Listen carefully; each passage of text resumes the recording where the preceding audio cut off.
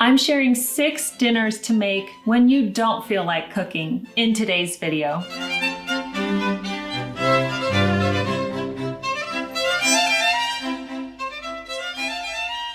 Hi everyone, Jennifer here, and welcome back to the Daily Connoisseur.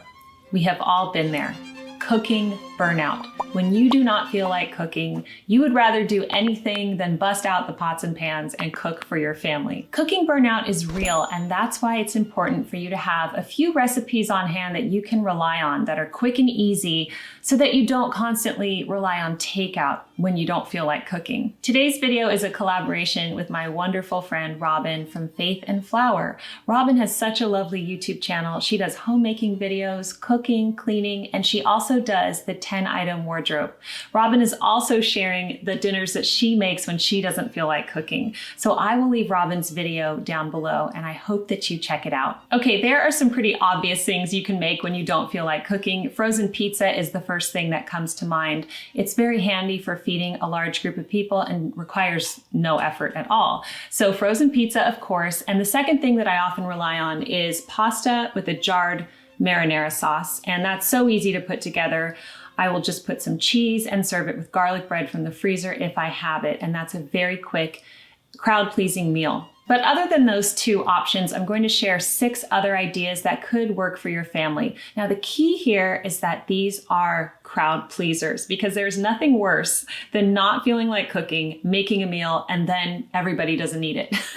Let's jump into the first meal idea, which is fish and chips. Fish and chips is an absolute crowd pleaser in my house. We all love it, and it's very easy to make because you just take the fish that's in the freezer and ready prepared and you heat it up. So it's very easy. I recommend getting a high quality battered fish. You don't have to rely on those crumbly fish sticks that you remember from childhood. So I like this brand. It's from Costco. You can find whatever works for you. This is a beer battered cod. And then to make life easier, you could just use frozen French fries from the freezer, or you can make your own fries. I like to do this in the air fryer because they are tastier. So I soak my potatoes after I've cut them into French fry slices. And notice I'm leaving the skin on here. There's a lot of nutrients in the skin. So I just clean the potato really well and leave the skin on. After I soak the fries, I will prepare my air fryer by preheating it. And then I rub the fries in a mixture of oil, garlic powder, onion powder, salt, and pepper. And I cook it according to my air fryer instructions. A traditional thing to serve with fish and chips are peas. And so here I'm serving a variation of that with peas and diced carrots. These are also from the freezer. So this is a very minimal effort dish, but it's really delicious. And check out the end result. This looks really good to me right now. Serve it with a little side of tartar sauce. You could make your own or just use a jar, especially if you're not feeling like cooking, a slice of lemon, and if you can have malt vinegar, keep it in your pantry because that sends this dish to the next level. So fish and chips are a delicious and very easy to make dish when you're not making the fish from scratch. Okay, the next meal I like to make are chicken burgers. This is different, of course, from the standard hamburger that you might typically have. The reason why I make this on lazy days when I don't feel like cooking is because the breaded chicken patties are already made and they just need to be heated up in the oven. A lot of the times we don't feel like cooking because we don't want to make a mess and then have to clean it up. So if you're having to cook your burger patties inside, for example, and they start to splatter everywhere, or you have to go out in the cold and heat up the barbecue, you might not feel like doing that. So I get these chicken patties at the grocery store. These are from Costco, I believe, and they're really good. They're breaded and everybody likes them. All I have to do is pop them on a baking pan and bake them in the oven according to the package directions. So I just like to serve these on a hamburger bun, and I like to spread mayonnaise on top, and I will top this with some shredded lettuce or whatever I really have on hand. Here I'm using a submarine dressing, but you don't have to do that. You could just put whatever condiments you like. Maybe you want some mustard on this. I always do pickles. And this is good. This is like a really easy Chick-fil-A copy sandwich, and it's delicious. I'm serving this with a side of fruit, and I like some avocado with salt and pepper and a bit of oil on it. Of course, you could also put avocado in the sandwich. It's up to you.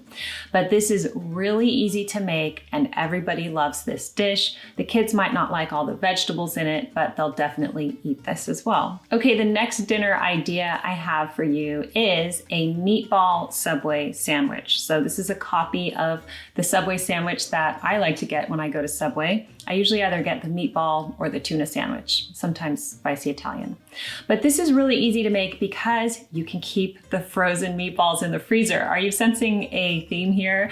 This is so good for days when you don't feel like cooking. By the way, I will have instructions for this in my corresponding blog post down below. So you will put your frozen meatballs in the Instant Pot along with a little bit of water and some jarred pasta sauce. It does not get easier than that. And once you do that, you can set your Instant Pot according to how many meatballs you have, and it will cook them for you perfectly from frozen. You don't need to defrost the meatballs. So this is also really good for a last-minute dinner idea when you don't feel like cooking. I always like to keep sandwich rolls in the freezer for such a time as this. So I will take them out and I will heat them in the oven for a few minutes or toast them a little bit if you like. And then you can put your meatballs in when you're done and put some provolone or shredded mozzarella cheese on top and finish them off one more minute in the oven until the cheese melts. And this is a delicious sandwich that's very easy to make, very hearty and filling. And I like to serve it with a side salad. As you can see here, I just have some mushrooms, olives, croutons, and bacon bits, and some ranch dressing. So this is a very filling and delicious meal with minimal effort. The next dinner idea I have for you is my famous tuna pasta salad.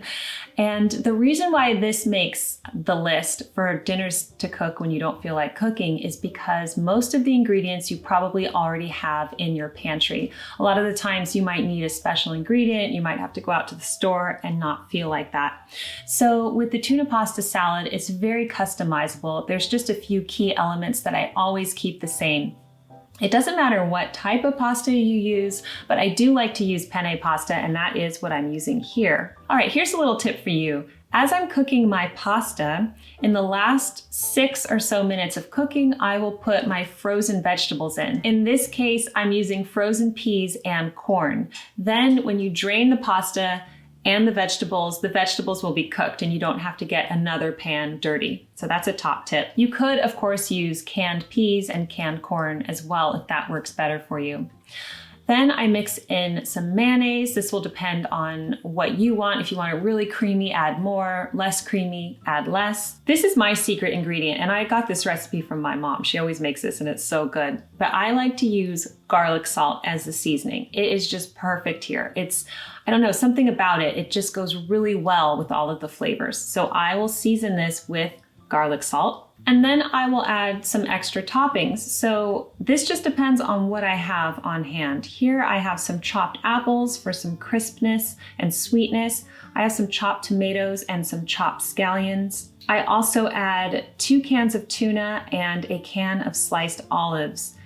And then I mix this all together, and honestly, this is so delicious and it lasts a long time in the fridge. So if you don't eat it today, you can enjoy it tomorrow. The whole family loves this dish. And also I forgot to add pickles. That's my favorite thing to add in this dish. Chopped pickles. So what I did here was add the pickles on top along with some parsley, and this is delicious. It's really easy to make, and like I said, you can use whatever you have on hand in your pantry. The 5th idea is very simple. It's soup and salad or soup and sandwich. In this instance, I'm sharing the classic combination of tomato soup with grilled cheese. This is just a heartwarming comfort food, and it's very easy to make. I just use a carton of tomato soup that I already have in my pantry. I heat it up on the stove. When you serve it with a nice dollop of sour cream, for example, maybe some chopped chives, a few toppings to make it a bit more interesting. As far as the grilled cheese goes, I like to use a thick and hearty bread. So here I'm using a sourdough bread. I like to butter the outside of the bread so that when I'm grilling it on the pan, it has a nice even brown color, and then I put the cheese in the middle. This is very easy to make. You could also make quesadillas instead of a grilled cheese. Another idea for this combo would be soup and salad. You could easily get a salad kit and make a salad to go along with your soup. Something that is easy and requires minimal effort on your part is the idea here. This is a delicious and satisfying meal. And the final idea I have for you is a rotisserie chicken. I love rotisserie chickens, and perhaps every time you place a grocery order or you go to the store, you could pick one up and that could be dinner for that day.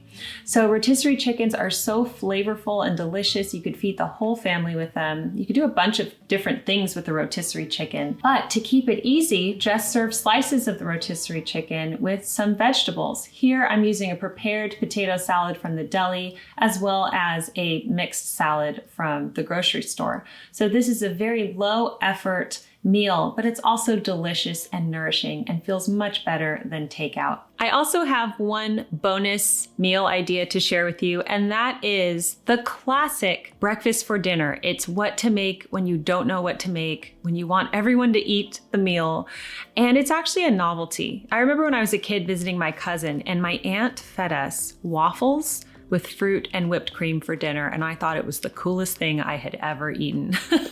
Still to this day, I love breakfast for dinner.